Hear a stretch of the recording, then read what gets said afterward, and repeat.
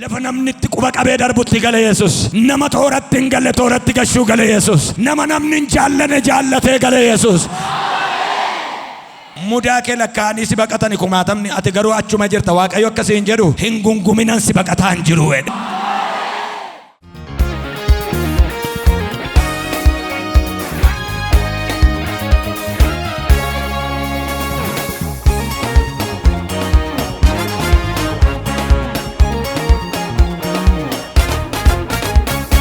Maatiyos boqonnaa 26 lakkoofsa 6 irra sagalee jiru tokkoon sinii dubbisa. Yesuus Kiristoos Bitaaniyaa mana Simoon isa lamxaa'ee keessa jira. Dubartiin tokko urgooftuu dibataa gati jabeessa shurrubbeetti qabattee gara isaa dhufte. Isheenis otuma Yesuus maaddiitti taa'ee jiru urgooftuu sana mataa isaa irratti naqxe. Bartoonni garuu yommuu kana argan hin jaallanne. Kun maaliif lafatti badee? Urgooftuun kun horii baay'eetti gurguramee warra hiyyeessotaaf kennamuu hin danda'a tureyyuu. Yesuus garuu kana caqasee dubartii kana maaliif rakkistuu ishee waan gaarii naaf gootee jedhee dubbata. Nama simbira jiru ilaala mata duree koo itti naa himaa. Inni naafin Yesuus siinis hin ga'a jedhani. Kutaa macaafa qulqulluu ana irratti dubbachuu barbaadu kutaa tokkicha ta'ee iddoo garaagaraa jira. Maatiyos boqonnaa 26, Wangeela Maarqos boqonnaa 14 lakkoofsa 3, Luqaas boqonnaa 7 lakkoofsa 37 irra isa jiru isinitti hima. Kutaan kun sadanuu kutaa tokkichadha. Kutaa kana sadanitti iyyuu Yesuus Kiristoos shurrubbeedhaan urgooftootu dibatu argina. Yesuus Kiristoos Maatiyos boqonnaa 26 kana irratti mana Simoon seenee jedha. Simoon isa kam jedha? Isa lamxaa'ee jedhee jira. Mana namni hin galle tokkodha manni kun. Mana mootiin galuu danda'u miti. Mana namni gita qaba jedhu tokko hin galle. Because of harkisa lamsiidhaan rukutamaadha. Yesuus Kiristoos mootiidhaan hin barbaadama. Yesuus Kiristoos abbaa qabeenyaatiin hin barbaadama. Yesuus Kiristoos hiyyeessaan hin barbaadama. Mana nama kamiyyuu yoo dhaqxan garuu mana hiyyeessaa utuu inni galuu malee mana sooressaa utuu inni galuu laaltan. Mana Simoon seenee jedha. Mana Simoon jedheen darbine macaafi qulqulluun Simoon kun jala murtanii kan beekuu qabdanuu isa lamxii qabu isa mudaa qabudha. Har'a galgala sagalee isaatiin mana nama mudaa baatee dhufee tokko gala Yesuus. Mana namni ol galuu jibbee, mana namni ciigee, mana namni nagaan gaafanne lakarra fassee abalara dhuuf. Siifa ta'u maqaa Yesuusitiin. Simoon namichi jedhamu ofiisaatiif iyyuu nama mudaa baatudha. Yesuus miti namnuu mana isaan galu. Gaaf tokko garuu Yesuus Kiristoos qoyyaamee nama kana namatti dabalaa jedhe. Nama namatti dabalamu tokkotu jira naan jedha Hafuurri Qulqulluun. Mana keetti ol galuu Yesuus irraa kan ka'e nama mana keetti waameera galgala kanaa kaase. Mana Simoon kana gaafa galu Yesuus Kiristoos Simoon calluma jedhee ilaale jedha. Simoon gola keessaa daaddisaa. Dubartiin tokko garuu mana eenyu akka gale dhageesse? Mana Simoon Yesuus akka gale dhageesse. Mana Simoon galuusaa gaafa dhageessu shurrubbeetti urgooftuu gati jabeessaaf urgooftuu gaarii bobaa jala kaa'attee dhufte jedha. Mana namaa jiraame Yesuus. Lafumanni galetti isa barbaachadatte. Achi ga'eera jennaan achi lixeera jennaan dubartiin kun isa barbaachadatte. Waan gaariif waan jabeessa tokko fudhattee dhatte. Waan urgaa qabu waan foolii qabu fudhattee dhatte. Waan akaakayyuun ishee achi kaayee abbaan tabbaan ishee achi kaayee isheetti dabarse tokko fudhattee dhatte. Mana ishee keessaa gatii gaarii qaba kan jedhame kan awwaalame uuroodhaan lafa keessa kan awwaalame urgooftuu kanadha. Urgooftuu liitiroo guutuu qabattee as jala kaa'attee deemte waan seenaa see geeddaruu danda'u. Yesuus Kiristoos mana Simoon iyyuu hin gale inni garuu balbalatti cufee dhoksatee ta'a. Dubartittiin kun barbaachadatte. Cubbamtuudha garuu yaadisee yaada gaarii ture. Gaafa isheen balbala rukuttee ol galtu inaare Simoon. Mana Simoon namni galeen beeku Yesuus duwwaa dhaqee gale. Dubartittiin kun ishee lammaffaadha. Yesuusin isarratti argite ol seente malee mana isaa waan mana isaa ishee gashuun qabdu dubartiin kun.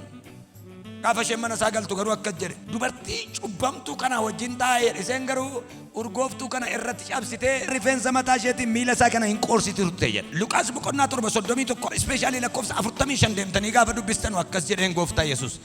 Waan inni yaadaa jiruuf hojjetaa jiru dubbataa jiru argeetu akkas jedhe. Waan inni hin gooneef kompleksii tokko keessa jira Simoon. Hinaaffaan tokkotti galeera aareera waa'ee dubartiin kun mana isaa dhaqu. Waa'ee mana isaa dhaqu iyyuu miti kan isa aarsaa jiru. Isa Yesuusii wajjin rileeshinii gaarii iseen argatte kana seeni Yesuusii wajjin haasoftee shittootti dibdee miila isaa xaragdu kana argeetu in aaraa ture. Yesuus Kiristoos garuu akkas jedhe. Ati bishaan miila naan finne seen garuu bishaan gootee shittoo miila kootti naqaa jirti argaa jirtaa jedhe. Ati bishaan rakkasa garuu naan finne. Otuu kan ishee hinaafu kan saafee jala. Yesuus kan gale mana isaatii kan hojjetame kan dubartittii. Sittiin cufin maqaa gooftaa Yesuusiin carraasii kennee ka'e. Sitta agarsiisee gunjuullee jedhee si jalaan deebifatini Yesuus. Maqaa gooftaa Yesuus Kiristoosiin nama laalanii qabeenya laalanii otoo hin taane Yesuusiin mana keetti arganii haa dhufanu ameen jedhe. Mana keetti yoo jiraate Yesuus iyyiti Yesuus jedhi maaloo. carraa kan argatee ture Simooni. Simoon garuu bishaan miillaayyuun kennineef gola keessaa daaddisa. Dubartiin kun garuu urgooftuu gati jabeessa qabattee dhufte, miila isaatti cabsite, qaata miila isaa miiccitee raawwattee rifeensa mataa isheetiin isaaf qoorsaa jirti. Hojii ergamootaa boqonnaa 5 gubbaa deemtanii gaafa laaltanuu Phexros Anaaniyaadhaan akkas jedhe, eenyutu akkasin kana hojjettaniif laphee keessanitti yaada hamaa gashee jedha. Seexanni akka Simoon namatti hin dabalamneef, carraa argate kanaan akka lafaan kaaneef, carraa argate kanaan akka hin fayyineef waan baay'ee sammuu isaatti naqaa jira. Otoo mana kana keessa taa'aa jirtu carraa fayyinaa argattee akkati wal hin argineef waan baay'ee sammuu keetti kan fidaa jiru. Diigeera sibiraa kan diigame haa ta'u maqaa Yesuusiin. Hambiseera sibiraa maqaa Yesuusiin. Iddoo argamuun isaa jiru, iddoo ulfinichi jiru, lafa Yesuus seene, lafa Yesuus dhaabate, nama Yesuus bira jiru, galgala kanaa kaasee fooliidhaan siifa galu ameen jedha. Simooniif Waaqayyo waan guddaa tokko godheera. Maalinnaan ol galuu isaatiin dubartiin kun nattee ol galteetti. Simooniin wanta golattidhetu golattidhe. Yesuus garuu isa golattidhe golaa baasuuf ture kan inni dhaqe. Mudaa namni sirratti lakkaa'aa jiru sana argaa hin jiru Waaqayyo. Mudaa kee lakkaa'anii si baqatani kumaatamni, ati garuu achuma jirta. Waaqayyo akkasiin jedhu hin gunguminan si baqataa hin jiru jedhe. Si wajjinan jira si baqataa hin jiru, hin gungumin jira boo. Simoon otuu inni bishaan harkaa hin fidin isheen garuu urgooftuu gati jabeessa fiddee dhufte. Miila isaatti dhangalaaftee akka jette Yesuusee jette. Oolmaan irraa qabda jette. Eessatti maal akka ooleef isa duwwaatu beeka. Galatan sii fidee dhufe jette. Bissii galataan baadhee dhufe. Sin argadde mandara keessatti jette. Har'a galgala ergaa sii qaba. Oolmaan Waaqayyoo dhufee mana keetti lafa haa dha'u ameen jedha. Simoon dubartittii kanaaf gammaduu qaba ture waan inni hojjetaa jiruuf. Isheen garuu mana Simoon galuu isaa dhageessee gammadde. Waan hin buqqaan hin buqqisee deema Yesuus kun garaana ciibseetti. Maal ennaan akka namaa miti fuula laalee lixu jette mana namaa. Dubartii kana maaltu garaa ishee tuqe yoo jettee lafanni lixedha. Lafanni lixetu garaa nama tuqa beektaati. Yesuus Kiristoos kanaan dura mana namoota kumaatamaa galeera. Garuu waan nama ajaa'ibu takkaa dubartiin kun shittoo fuutee hin deemu. Har'a garuu eessa galee jennaan gaafannaan mana Simoon jedhaniin. Mana Simoon isa kam? Mana Salamsii. Maal taate jennaan nan boqodhe. Haaran galfadhe bakka itti lafa namni itti quba qabee darbutti gale Yesuus. Nama tooratti hin galle tooratti gashuu gale Yesuus. Nama namni hin jaallanne jaallatee gale Yesuus. Ana namni akkasii namni jedhu tokko iyyee maraate ameen ana jedhu ganama kan.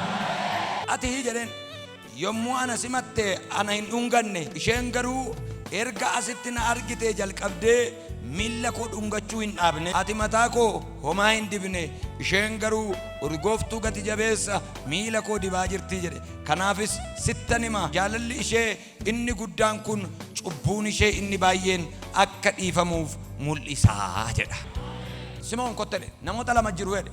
Inni tokko nama tokkorraa gatii guddaa liqeeffatee jedhe. Inni tokko immoo xinnoo liqeeffatee jedhe. Lamaan isaaniitiif iyyuu abbaan liqiin dhiisee fedhe. Sakamtu caala gammada jennaan isa guddaa dhiifameef gammada jennaan dubartii kanaaf guddaan dhiifameera bakka jedhe. Eenyuuf akka ta'e hin beeku guddaan sii dhiifameera har'aameen. Simoon utuu dhaabbatee garuu waa'ee cubbuu mucaa kana quba qabu Yesuus irraa ija fuudheetu dubartittii irra jakaate. Libsuu sanatti fayyinni isaa jala darbe. Dubartiidhaaf ulfina isheeti rifeensi ishee. Ulfina ishee kana geessitee gatte miila Yesuus jalatti. Shittuu ishee irratti dabaltee ulfina koosa ta'e laa mataa koo ta'e carqii godheen ittiin miila kee qoorsaa. Fooliin Yesuus irra turee fi fooliin dubartii kana irra ture tokko ta'e. Fooliin keetiif fooliin abbaa kee tokko haa ta'u galgala kana. Isaaf hojjetta siif hojjeta galgala kanaa kaase. Karaa urgooftuu gaariin irra jirtu irra duuka bu'aati fooliidhaa. Karaa inni irra deeme sun karaa Yesuus irra deemedha. Gaafa isaan karaa irra deemanu karaan lama ta'e. Maa inni asiinis foolicha jira, asiinis foolicha jira. Kottu galgala kana fooliin Yesuus irraa urga'u karaa balbala kee mana kee irraa haa urga'u.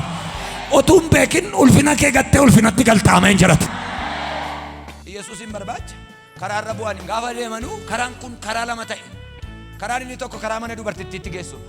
Karaan inni tokko karaa Yesuus irratti ol ba'edha. Lamaan saayuu fooliin tokkoon qabameera. Maa inni nan urgooftuu Yesuusitti dibame sanaan qabameera. Miila isaa irraa inni urgaa'u dubartii kana mataa ishee irraa urga. Akkas jedheen gooftaa Yesuus shittoo dibattee urgooftee galuu ishee duwwaa miteedha. Dubartiin ana irraa kaasee cubbuun kee inni guddaan sii dhiifameera. Cubbuurraa kan fayye foon irraa utuu hin fayyin hin hafu. Dhiigni Yesuus ilma Waaqayyoo cubbuu hundumarraa nama qulleessaa jedha.